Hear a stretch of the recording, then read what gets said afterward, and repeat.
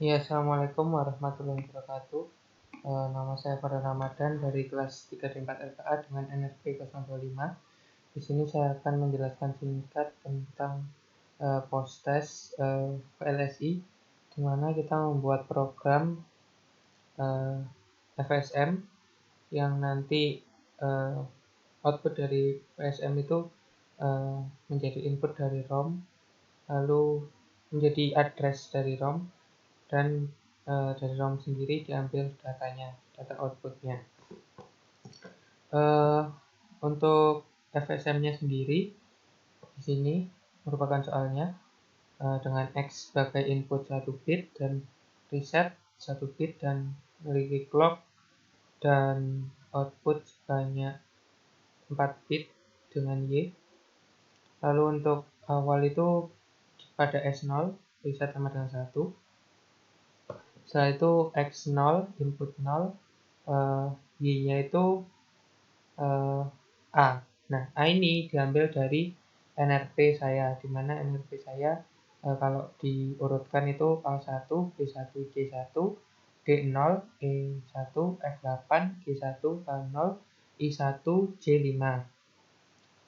Nah, karena ini A, maka 1, Y-nya maka 1, kembali ke state 0.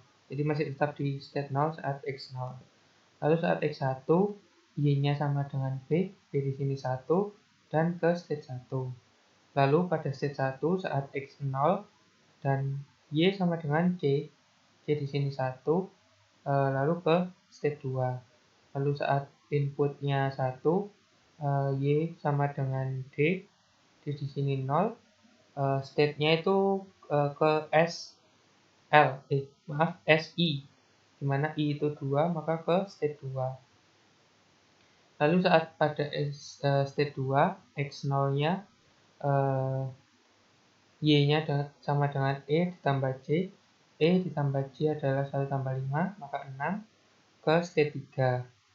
Lalu saat X sama dengan 1, Y sama dengan F min I, F8, I2, maka 6, tetap di S2. Jadi di sini. Lalu pada S3, saat X sama dengan 0, Y sama dengan G ditambah 5. G1 ditambah 5, maka sama dengan 6, ke state 3. Jadi masih tetap di sini. Sedangkan saat X sama dengan 1, Y sama dengan H ditambah 4, H ditambah 4, dengan H itu 0, ditambah 4 jadi 4, dengan state SI, sama seperti S1 saat X1 tadi, SI, di mana I itu 2, jadi kembali ke S2. Jadi berikut merupakan diagram state-nya.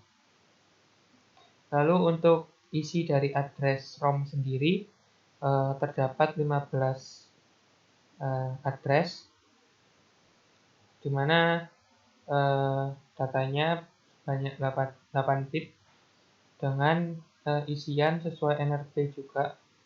Jadi di sini satu-satu saya tunjukkan di program saja. Ya ini. Jadi 111018125 dari address 9 ke address 0. Lalu untuk address 10 ke 15 ini merupakan I ditambah J. Di sini I2 dan J itu 5. Maka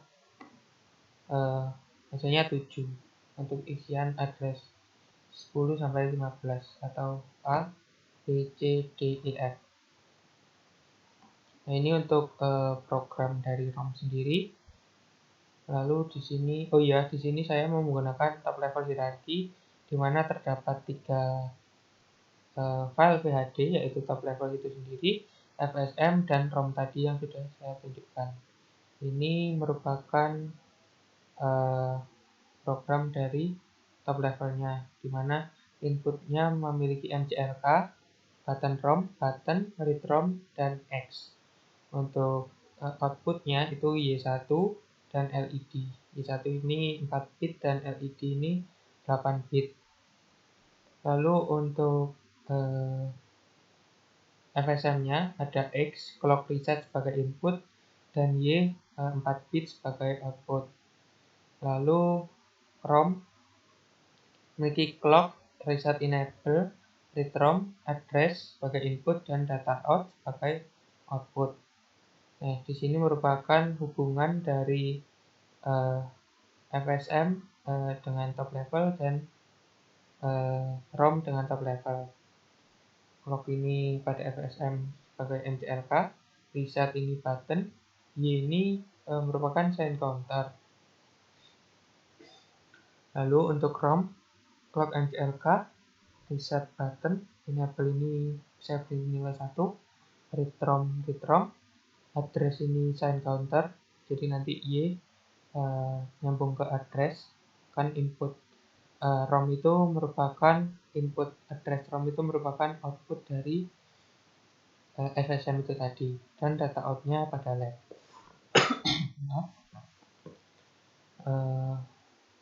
Lalu ini program dari FSM. Nah, ini sama seperti yang sudah saya jelaskan tadi di awal. Jadi saat X0, Y-nya itu 1 ke S0, dan begitu seterusnya. Ya, langsung ke file TB-nya, test-bench-nya. Nah, ini merupakan file test-bench-nya. Pertama itu button bernilai 1, read ROM 1, lalu wait for 15 nanosecond, button 0, X1, wait for 20 nanosecond, dan X0.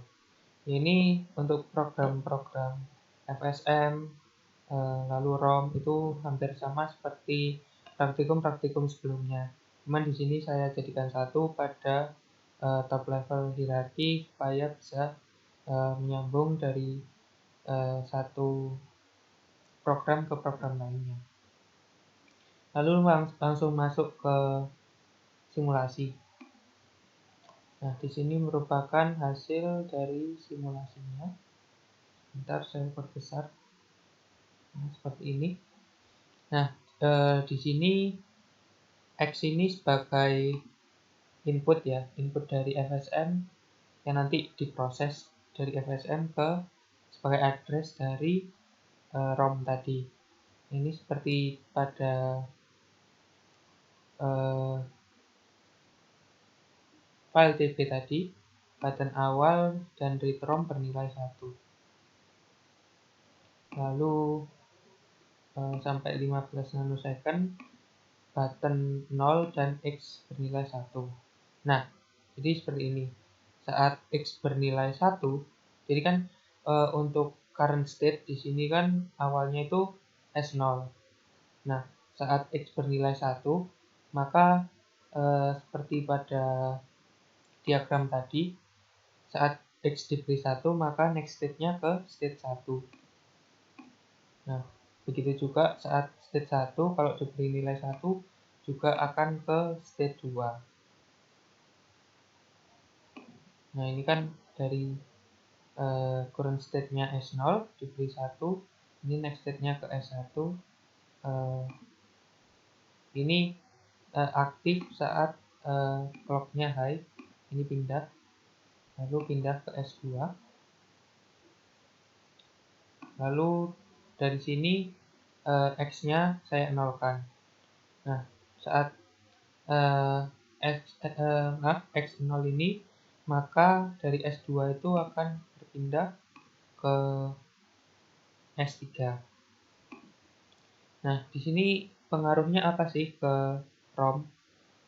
Pengaruhnya adalah dari output Y-nya, dimana saat S0 pada S berada di 0, kita beri X1, maka nanti Y-nya ini akan bernilai 1, seperti di ini. Nah, ini X1 bernilai 1, Y-nya bernilai 1, maka saat Y-nya tadi bernilai 1, maka berpengaruh ke address, dimana address tadi keluarannya pada lab ini bernilai 00000010. Saat dilihat di ROM file ROM tadi. Nah, ini saat Y-nya 1 kan berpengaruh ke address pertama, yaitu ini address kedua dengan 1, bukan yang 0 ya, yang 1 ini. Jadi kan sama. Lalu saat pada S1 juga seperti itu. Saat kita beri X1, maka ini kita beri X1, maka Y-nya itu 0, lalu pindah ke S2. Saat Y 0, nah ini kan Y 0, berarti ini Y 0 ini kan Y sama address kan sama. Jadi pada 1 ini ke yang ini ke sini, dan yang waktu Y0 ke sini dengan nilai, kalau kita lihat di ini 0 0 0 0 0 1 0 1, sama kan, sama yang seperti ini. Lalu dari state 2 kita beri 0. Nah, kita beri X0.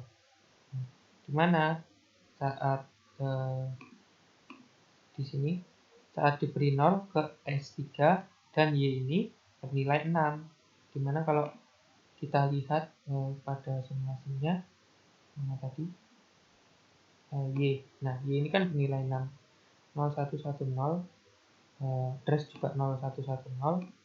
Dimana kalau di 0110 itu kalau lihat di sini nilai 6. Nah, ini 0 0 0 0 0 0 semua. Nah, ini kan hasilnya sama, LED-nya itu bernilai bernilai 0.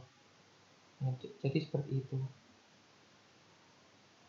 Nah, kalau misal kita memberi nilai X lagi di sini, maka nanti kemungkinan dari state 3 ini, kalau kita beri S1 tadi, X1 bisa ke S2 dengan Y4. Nah, kita coba ya.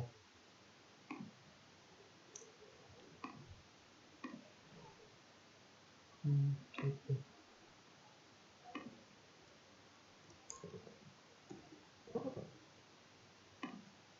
Ini saya close.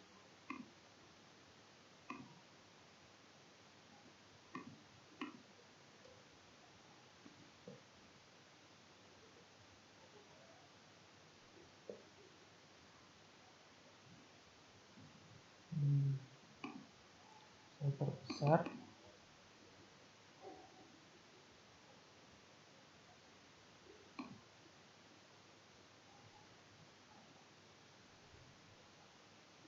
Nah, di sini Y-nya ini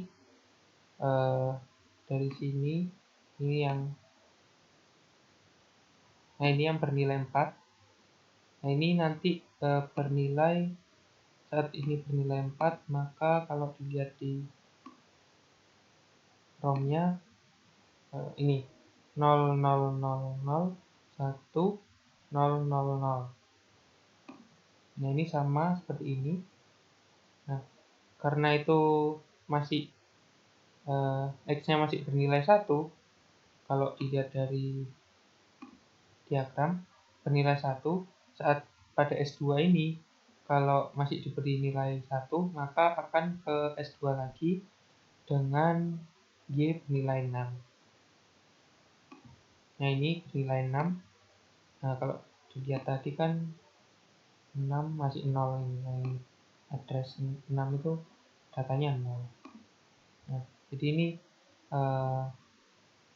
selama X itu bernilai 1 pada state 2, maka akan berada pada state 2 terus dengan output berupa Y6 atau nanti sebagai input address 6.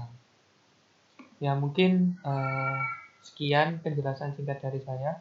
Kurang lebihnya mohon maaf. Mohon maaf juga kalau agak membingungkan. Saya akhiri. Wassalamualaikum warahmatullahi wabarakatuh.